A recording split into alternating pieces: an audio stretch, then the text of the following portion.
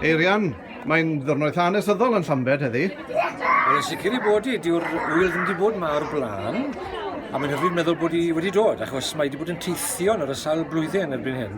Oedd hi'n cael ei chynnal o hyd yn y bala ffyrna, ond sawl blwyddyn wedi bod yn teithio. Mae'n rhoi cyfle wedi i bobl lleol i ddod. A gwedwch wrthon ni am y cysylltiad chi a Patagonia dros y blynyddoedd. Wel, mae'n gysylltiad arbennig iawn, wrth gwrs, yn yr ysgol fan hyn, ac yn Llanbed nes i wybod am y wladfa i ddechrau, a wedyn dechrau diddori a eisiau cael mynd yna, a wedi bod erbyn hyn 10 o weithiau, ac yn mynd unwaith to yn yr hydre, a fi'n gweithio gai fynd o leia 10 o weithiau to.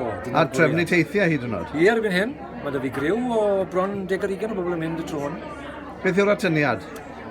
Wel, mae rhywbeth arbennig iawn. Mae yna berthynas glos rhwngddo ni ar bobl draw na. I ni'n derbyn o'r croeso nhw, maen nhw'n derbyn o'r croeso ni pan maen nhw'n dod nôl. Mae clywed y Gymraeg a'r traddodiadau Cymraeg wedi cael ei diogelu gyda nhw. Mae hwnna'n rhoi rhyw bys arbennig i ni. A gwrth gwrs y chi'n ymwneud tipyn ar eisteddfod mas na, a wedi cael eich derbyn i'r orsedd iddyn nhw? Wel, mae'r berthynas yn un anghyffredin y glos wedi gwir.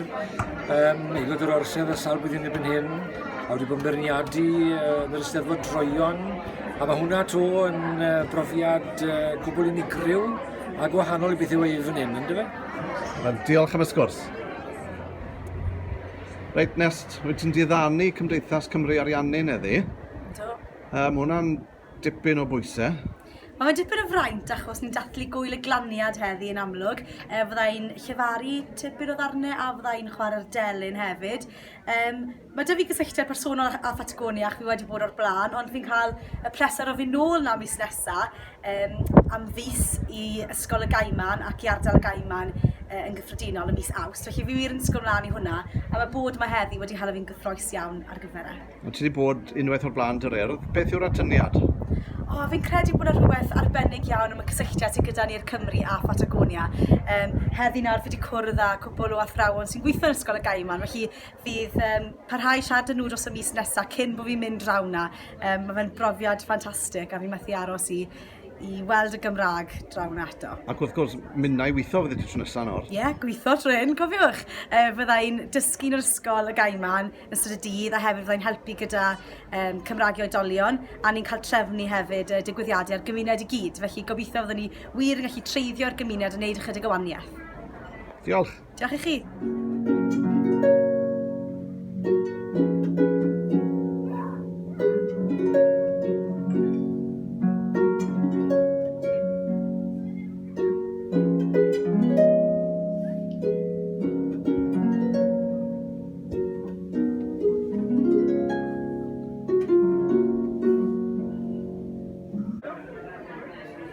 Morfudd, mae wedi bod yn brynawn hyfryd yma yng Gŵyl y Glaniad. Mae wedi talu sawl teyrnged i chi, fel mam Llanbed. Chi'n gallu esbonio pam? Wel, oherwydd yn gysylltiadau gyda'r criw o'r myfyrwyr fi oedd yn dod draw i Llanbed.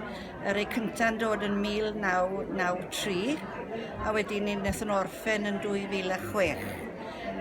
Yn ystod yr cyfnodau, 4 blynedd gyntaf, oedd Eric byw yn tyfu a ni'n doi nid y gwaith gyda'n gilydd. A wedyn ni, fi sy'n neud e'n hunan ar ôl ni. Oedd e'n golled fawr bod nhw ddim wedi cario ymlaen yn Llanbed. O'n i'n gweld eisiau nhw'n enwedig dros wyliau'r haf, oedd e'n hyfryd i gael eu cwmni nhw. Faint o fyfyrwyr yn ei sôn amdano fan hyn dros y blynydde? Mae dros 100 wedi bod. Ond wrth gwrs mae'ch cysylltiad chi a Patagonia yn mynd yn ôl ymhellach na hynny.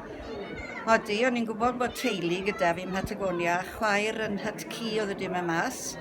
1870 dwi'n meddwl, dim gyda'r garfan gyntaf, wedi ymsefydlu yn y Gaiman.